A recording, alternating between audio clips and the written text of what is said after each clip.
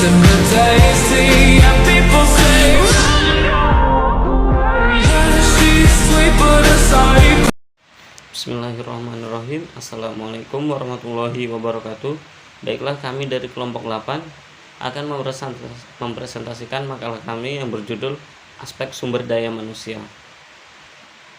Adapun kami kelompok 8 yang beranggotakan Andrian Wahyu Prasetya dengan NIM 20620057, kemudian Ardiansah dengan NIM 20620063, kemudian yang terakhir Bulan Permata Ayu Fatimah dengan NIM 20620072. Baiklah, pengertian manajemen sumber daya manusia. Manajemen sumber daya manusia adalah suatu proses menangani berbagai masalah pada ruang lingkup karyawan, pegawai, buruh, manajer, dan tenaga kerja lainnya untuk dapat menunjang aktivitas organisasi atau perusahaan demi mencapai tujuan yang telah ditentukan. Oleh karena itu, manajer harus menjamin bahwa perusahaan atau suatu organisasi memiliki tenaga kerja yang tepat di tempat yang tepat dan pada saat yang tepat, memiliki kemampuan untuk menyelesaikan tugas-tugas yang akan menolong perusahaan tersebut mencapai sarana secara keseluruhan secara efektif dan efisien. Manajemen sumber daya manusia (MSDM) adalah rancangan sistem-sistem formal dalam sebuah organisasi untuk memastikan penggunaan bakat manusia secara efektif dan efisien guna mencapai tujuan-tujuan organisasi. Tidak peduli apakah perusahaan tersebut merupakan sebuah perusahaan besar yang memiliki 10.000 karyawan atau organisasi nirlaba kecil yang memiliki 10 karyawan, tetap saja karyawan-karyawan tersebut harus dibayar, yang berarti dibutuhkan sebuah sistem kompensasi yang baik dan sah. Setiap aktivitas MSDM yang membutuhkan pemikiran dan pemahaman tentang apa yang akan berhasil dengan baik dan apa yang tidak dalam melakukan lingkungan di mana tantangan angkatan kerja dan terus berubah. Hukum berubah dan kebutuhan dari pemberi kerja juga berubah, maka MSDM harus terus berubah dan berkembang. Dari konsep yang mendasarnya bahwa setiap karyawan adalah manusia, bukan mesin, dan bukan semata menjadi psikologi, sosiologi, dan lain-lain, MSDM menyangkut desain dan implementasi sistem pencernaan, penyusunan karyawan, pengembangan karyawan. Kemudian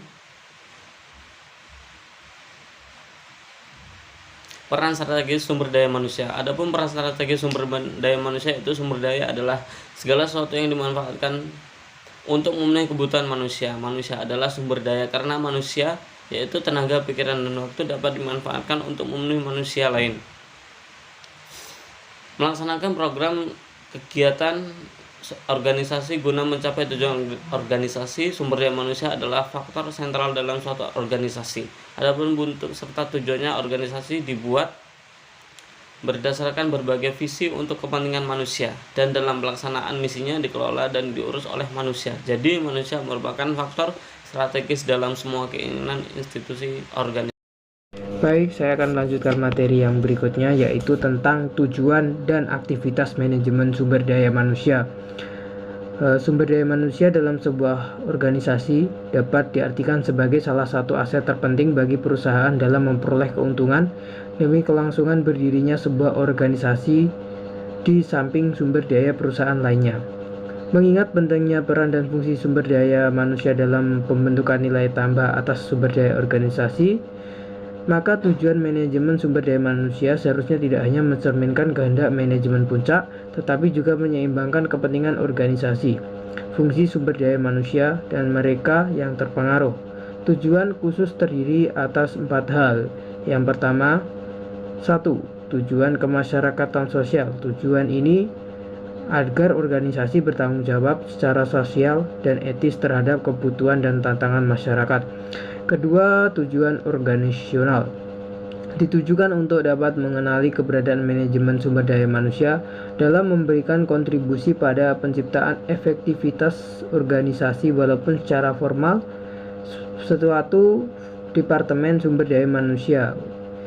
Ketiga, tujuan fungsional. Secara fungsional untuk mempertahankan kontribusi departemen pada tingkat yang sesuai dengan kebutuhan organisasi sumber daya manusia menjadi tidak berharga jika manajemen sumber daya manusia memiliki kriteria yang lebih rendah dari tingkat kebutuhan organisasi.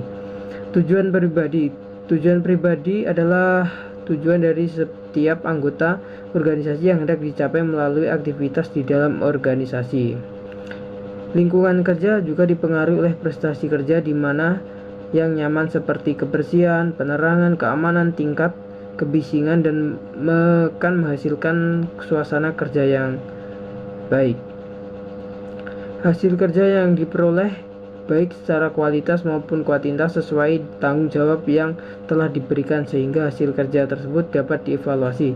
Sementara itu untuk memotivasi karyawan dengan memberikan bonus dan penghargaan lainnya, sedangkan kegiatan yang terakhir adalah pengembangan SDM. Selanjutnya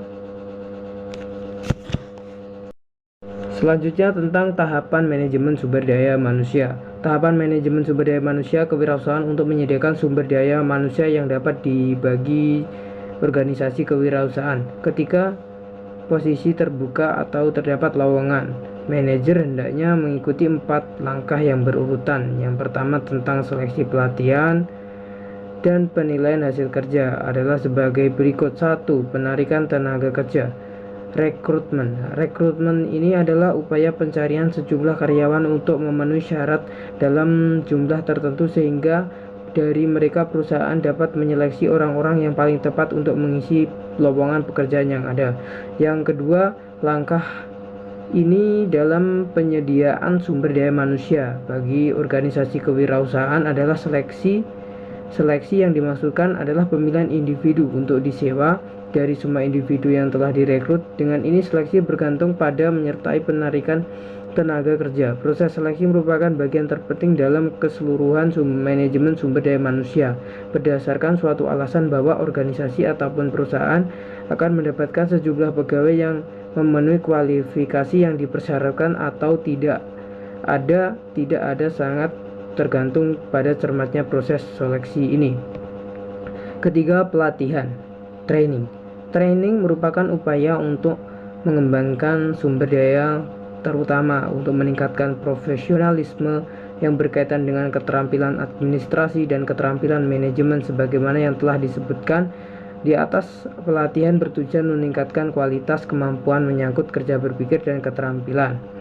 Keempat, penilaian hasil kerja. Sesudah individu atau sumber daya manusia tersebut direkrut, diseleksi dan dilatih, tugas mereka menjadi sumber daya manusia yang produktif dalam sebuah organisasi belumlah selesai.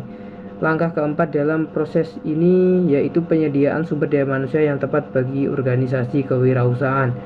Tahapannya yaitu menentukan tujuan perusahaan, kedua inventarisasi dan perkiraan kebutuhan, ketiga memperkirakan kesenjangan, keempat rencana tindakan, dan yang terakhir pengendalian dan umpan balik dilakukan dengan melihat rencana tindakan yang akan dilakukan. Di sini saya akan melanjutkan presentasi dari Saudara Andrian, yaitu terkait kompetensi manajemen sumber daya manusia. Kompetensi sumber daya manusia adalah kompetensi yang berhubungan dengan pengetahuan, keterampilan, kemampuan, dan karakteristik kepribadian yang mempengaruhi secara langsung terhadap kinerjanya. Maksudnya, yang mempengaruhi secara langsung kinerja sumber daya manusia tersebut. Nah, kompetensi sumber daya manusia itu terdiri dari memiliki kemampuan komputer atau executive listening. Yang kedua, memiliki pengetahuan yang luas tentang visi. Yang ketiga, memiliki kemampuan mengantisipasi pengaruh perubahan. Dan yang keempat yaitu memiliki kemampuan memberikan pendidikan tentang sumber daya manusia.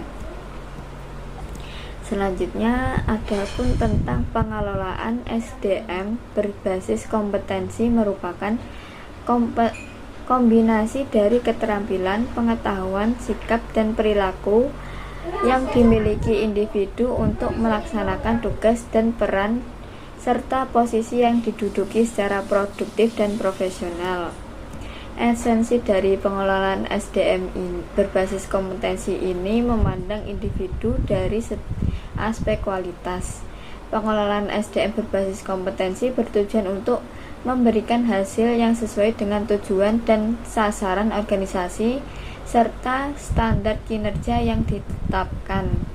Kompetensi menyangkut kewenangan setiap individu untuk melakukan pekerjaan atau mengambil keputusan sesuai dengan peran dan tanggung jawabnya dalam organisasi yang relevan dengan keahlian, pengetahuan, dan kemampuan yang dimiliki.